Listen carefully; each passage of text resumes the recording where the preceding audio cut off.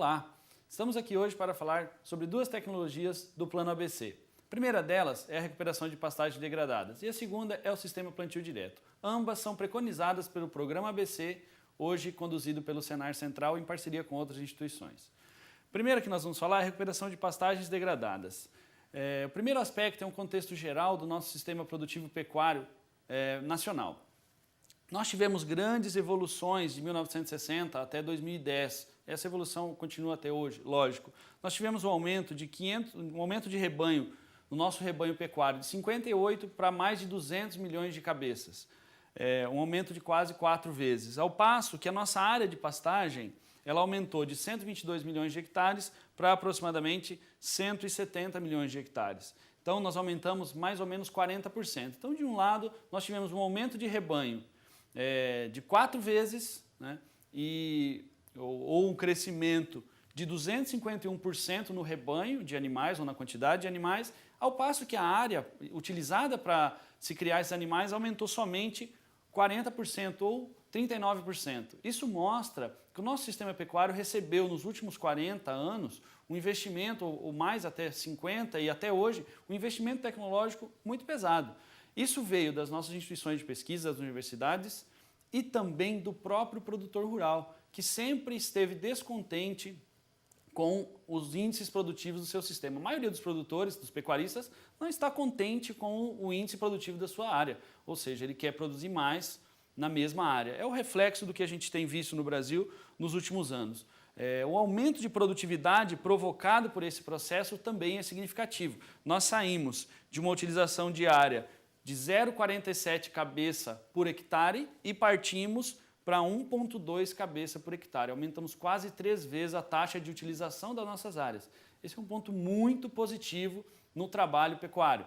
Isso significa que nós estamos aumentando o rebanho muitas vezes e aumentando a área, expandindo a área poucas vezes. Então nós temos um crescimento desuniforme das duas coisas, o que é muito benéfico para o país. É uma conversa que a gente tem tido várias vezes, quando dizemos que é possível melhorar muito nossos sistemas produtivos, tanto pecuários quanto agrícolas, sem derrubar uma árvore. Isso é fato e essa lâmina mostra claramente o que nós acabamos de falar.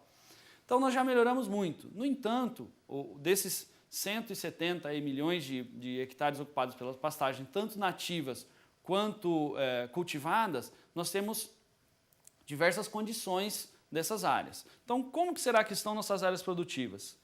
Uma minoria está nessa condição, que é uma condição de boa produtividade. Essa área não está em degradação. Nós podemos ver, inclusive, um sistema integrado nessa imagem. Nós temos uma integração de pastagem com floresta.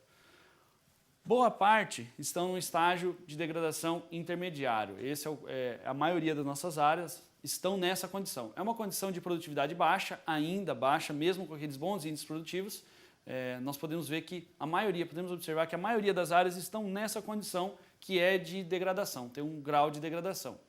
E outra parte, também uma minoria, estão em graus de degradação muito avançados. Aí nós não temos mais nem degradação da pastagem, o que nós temos é degradação ambiental. Nós temos ali, na última imagem, um problema ambiental. Então, se por um lado nós temos essa situação de pastagens degradadas, grandes áreas de pastagem degradada, isso se reflete numa grande oportunidade para o setor pecuário.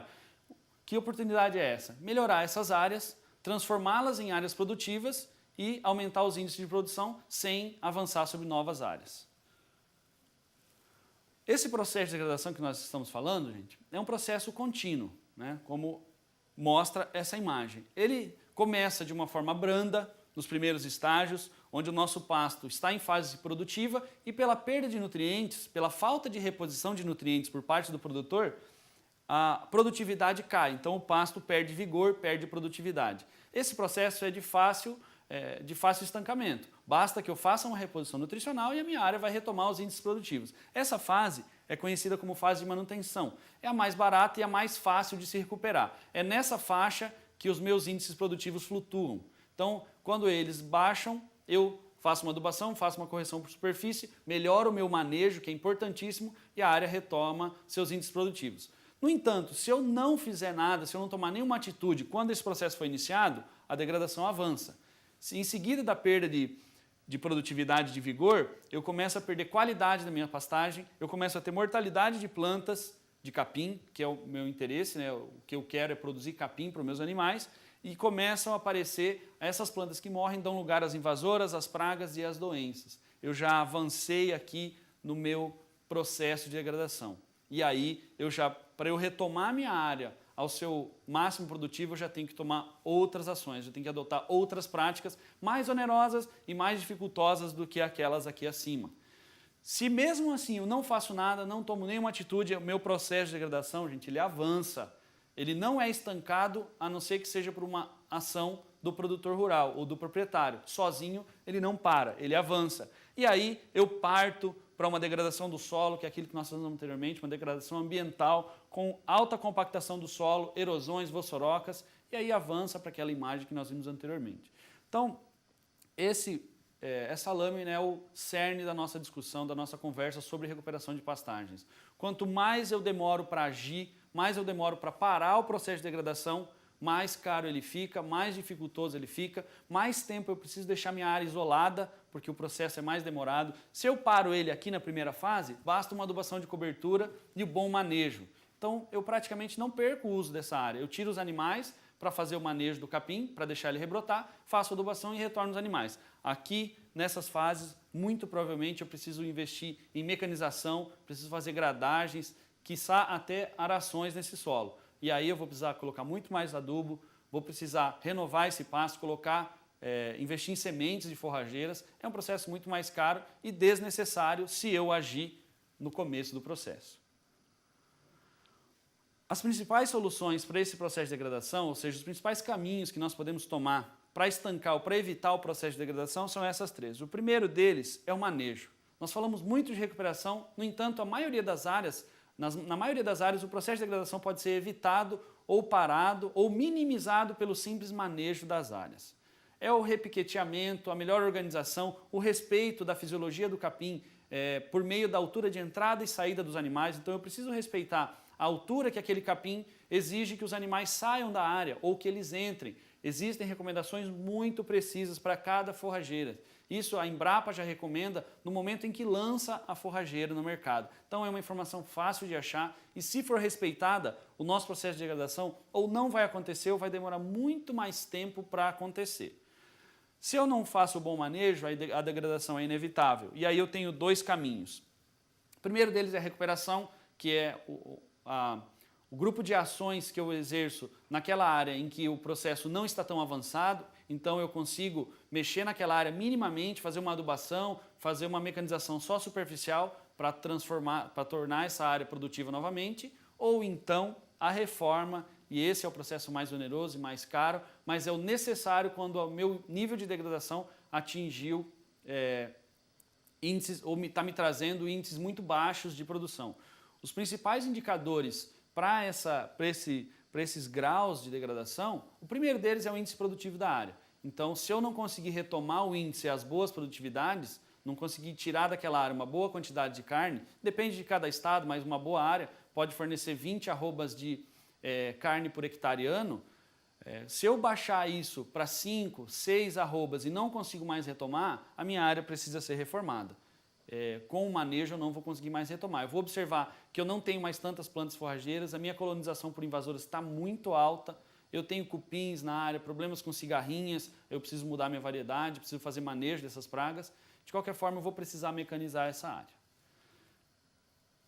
O que eu espero com esses processos é uma área muito mais produtiva, visualmente é diferente, nós podemos notar que você vê o capim muito mais bem formado, a coloração desse pasto é diferente, tá na cara que essa é uma área em que o manejo desse pasto é respeitado, porque ele está em plena brotação, então o produtor, nesse caso aqui, ele utiliza as técnicas de manejo por altura, então ele respeita a altura de entrada dos animais, a altura de saída, ele garante que o pasto tenha condições para rebrotar. Além disso, a área também está com integração, nós podemos ver os renques de eucalipto nas margens e eu tenho nessa área a minha produtividade pecuária até triplicada. Então os índices produtivos da área dependem diretamente das ações do produtor. Então 95% das ações dentro de uma área pecuária, ou dentro daquele talhão, dentro daquele piquete, passam pela mão do produtor. Então, isso é uma grande oportunidade que nós temos para manejar essas ações. Então, sou eu que defino o momento de entrada, o momento de saída, quantos animais que vão entrar na área, quantos que vão ficar, qual que é a era desses animais, ou qual que é a idade desses animais, se é garrote, se é desmama, se é vaca de cria, como que eu vou manejar esse pasto. Todas essas decisões, 95% dessas decisões, passam pelas mãos do produtor rural. O que não passa é basicamente as intempéries climáticas. E aí eu também posso lançar mão de estratégias para manejo dessas intempéries climáticas. São basicamente secas, cheias, ou chuvas em excesso, né, que é muito mais difícil, mas eu tenho geadas, tenho outras intempéries que podem comprometer a produtividade da minha pastagem. Essa foi a nossa conversa sobre recuperação de pastagens degradadas. Esperamos ter passado uma mensagem objetiva e clara. E agora falaremos sobre o sistema plantio direto, que envolve os cultivos agrícolas, né, o sistema de produção um pouquinho diferente, mas que estão muito ligados. Nós vamos perceber que em vários momentos o sistema de integração faz parte da nossa conversa, já falamos anteriormente. Então o sistema agrícola e pecuário no Brasil estão se ligando e isso tem sido positivo para os dois lados. O sistema plantio direto, ele é uma tecnologia foi trazida no Brasil, iniciou-se em 1970 e desde então tem sido muito estudado e muito difundido. Mais uma vez, os maiores pesquisadores e difusores dessa tecnologia foram os produtores rurais. As instituições de pesquisa tiveram um papel fundamental no momento de adaptar e validar as tecnologias que os produtores rurais estavam utilizando, para que nós tivéssemos, de fato, um sistema mais produtivo. Então, o tripé do plantio direto, como é conhecido, ou o tripé do sistema plantio direto, como é conhecido, ele baseia-se, primeiro, no não revolvimento do solo, segundo, na manutenção da cobertura vegetal da área ao longo do tempo e o terceiro, na rotação de culturas. Nós temos visto, Brasil afora, várias áreas agrícolas que se intitulam como em sistema plantio direto. No entanto, frequentemente nós observamos que nem todos esses preceitos ou esses tripés, esses elos do tripé do sistema plantio direto estão sendo empregados, principalmente a manutenção da cobertura vegetal e a rotação de cultura. A maioria das áreas agrícolas do Brasil fazem parte do binômio soja-milho, então soja no verão e milho na safrinha ou milho na segunda safra. Esse é um sistema, na verdade, de sucessão, não é exatamente de rotação, nós vamos ver mais à frente por quê. Então, o não revolvimento do solo é um preceito básico do sistema plantio direto. Nós tivemos uma agricultura iniciada pelo revolvimento amplo do solo, então o solo era gradeado todo ano, como a gente pode ver na parte inferior da imagem. Essa é uma fotografia lá de Mato Grosso do Sul, na década de 80, quando o sistema plantio direto entrou nas áreas. Então, até então, o sistema era de gradagem todos os anos, principalmente para o controle de plantas daninhas e também para evitar ou para minimizar uma suposta descompactação do solo, e a tecnologia foi avançando, o sistema foi avançando e viu-se que não era mais necessário fazer essa mecanização todos os anos, que a simples cobertura do solo ou o uso de produtos específicos seria capaz de controlar as plantas daninhas. Então, na parte superior, nós vemos a primeira lavoura de plantio direto, ou conduzida em sistema plantio direto do Mato Grosso do Sul. É lógico que os agricultores nessa época, aqueles que não adotavam as práticas de mecanização, eles eram chamados de loucos, porque eles estavam fazendo algo muito diferente do que o sistema preconizava. Nem mesmo as instituições de pesquisa entendiam ou sabiam como conduzir. Esse foi um sistema trazido por produtores rurais. Então, essas instituições, como a Embrapa, tiveram um papel fundamental na hora de adaptar essas tecnologias e validá-las em campo. E aí sim, distribuir, difundir isso o Brasil afora. O Cerrado foi colonizado sem o sistema plantio direto. No entanto, a partir do final da década de 80, início dos anos 90, quando surgiram mais produtos químicos e também máquinas específicas para o sistema plantio direto, a agricultura no Cerrado avançou, tendo como base esse sistema em que não há revolvimento do solo. É lógico, o motivo é muito simples. Aqui na imagem mostra bem. O escorrimento superficial, o carreamento de solo na área que foi mecanizada é muito grande, a gente pode notar aqui. Enquanto que na área onde não foi mecanizada, praticamente não há esse escorrimento. Então é uma prática, pessoal, o não revolvimento do solo é uma prática conservacionista do maior grau, com maior eficácia, porque ela evita o escorrimento de água nas áreas. Então eu evito a minha perda de solo, que é o grande problema da nossa agricultura. Nós sabemos que essa perda do horizonte A do meu sistema produtivo, do meu solo, e aí não leva só a terra que nós vemos, leva nutrientes, leva matéria orgânica, enfim, leva o que eu tenho de melhor na minha área. O segundo princípio é de cobertura permanente da área. Então deve haver cobertura vegetal durante todo o ano. Ponto muito importante sobre essa cobertura, ela pode ser viva ou morta. Então aí é que vem o sistema plantio direto ou plantio direto na palha, quando essa cobertura é morta. No entanto, ela pode ser viva. Então eu posso utilizar plantas de cobertura em que eu só vou dessecá-las momentos antes do próximo plantio. Então a ideia inicial, a necessidade básica é a área precisa ficar coberta o ano todo. Então seja com culturas comerciais ou não comerciais. Essa cobertura permanente evita a compactação do solo, evita o efeito da chuva. Naquele binômio que eu comentei, soja-milho, principalmente no cerrado central, o que acontece? A palhada da segunda cultura, no caso o milho, é decomposta muito rápido. O nosso sistema tropical, ele é de decomposição, ele provoca uma decomposição muito rápida da matéria orgânica que está sobre o solo. Então, em pouco tempo, o meu solo já está descoberto. E aí o solo descoberto está sob efeito da chuva, sob efeito da luz, sob efeito das intempéries climáticas, diferente daquele solo que está coberto por uma palhada ou por uma espécie de cobertura. O terceiro princípio é a rotação de culturas, e aqui está a maior confusão do nosso sistema plantio direto entre ele e o plantio direto. Para eu ter esse sistema plantio direto, que é o que nós preconizamos, nós precisamos ter efetivamente uma rotação de culturas. Ou seja, a mesma cultura não pode se repetir na área no mesmo momento por 2 anos, por pelo menos 2 anos. Não é o que a gente vê na maioria das áreas, o que a gente vê, como nós comentamos, é um binômio entre soja e milho. Eu tiro a soja, planto o milho, tiro o milho, não planto nada por cima e volto com a soja. Então isso é uma sucessão, não é uma rotação. Para se ter uma rotação, eu preciso ter outras espécies ocupando a área nos outros momentos. Por exemplo, as pastagens, esse é um sistema que tem crescido muito, especialmente no Mato Grosso do Sul. Nós temos visto muitos produtores fazendo integração lavoura e pecuária, tendo a lavoura em um período e a pecuária em outro período da área no mesmo ano agrícola. Essa rotação, ela induz vários resultados positivos para aquela área, principalmente a quebra do ciclo de pragas, quebra do ciclo de doenças, a rotação de princípios ativos nos produtos utilizados tanto na agricultura quanto na pecuária. Nós temos visto áreas de pecuária em integração em que há redução de verminoses, de carrapatos, áreas agrícolas pós-pecuária que você tem diminuição de pragas da lavoura, como o tamanduá da soja. Então, os efeitos mútuos são muito benéficos. Então, o sistema ideal precisa ter uma rotação de fato. E aí, dentro de cada região do nosso país ou do nosso cerrado, nós temos espécies indicadas para a rotação. Então, a lista é grande, nós temos várias espécies como a aveia, o nabo, a própria soja, o algodão, o milheto, que podem fazer parte do sistema. Não há uma regra, não está engessado.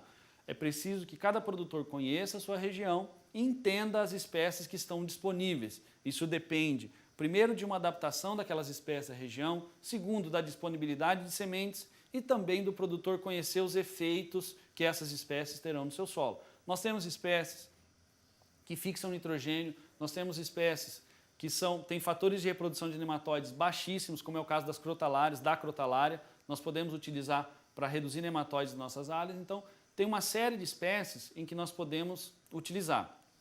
Importante é que o produtor não foque no benefício econômico imediato dessas espécies. Muitas vezes, essas espécies não têm exatamente um destino econômico, ou seja, eu não vou vendê-la. Mas o benefício que ela vai trazer para o meu solo no médio e longo prazo vale muito mais do que uma produção agrícola. Então, quando eu faço integração com a pecuária, por exemplo, a palhada que eu planto a soja, a palhada da braquiária ou do capim, em que eu faço o plantio da soja, ela funciona para mim como um seguro agrícola. Então, nós temos dados em que nós observamos em que as áreas em plantio sem integração ou sem essa palhada da braquiária, nos anos sem intempéries climáticas ou sem chuvas, sem falta de chuvas, melhor dizendo, eu não tenho diferenças entre a área com palhada e a sem palhada. No entanto, quando eu tenho um problema de seca, na área de palhada, a produtividade é mantida, enquanto que na área sem palhada ela cai pela metade. Então, funciona exatamente como um seguro agrícola. E assim nós agradecemos e encerramos a conversa de hoje.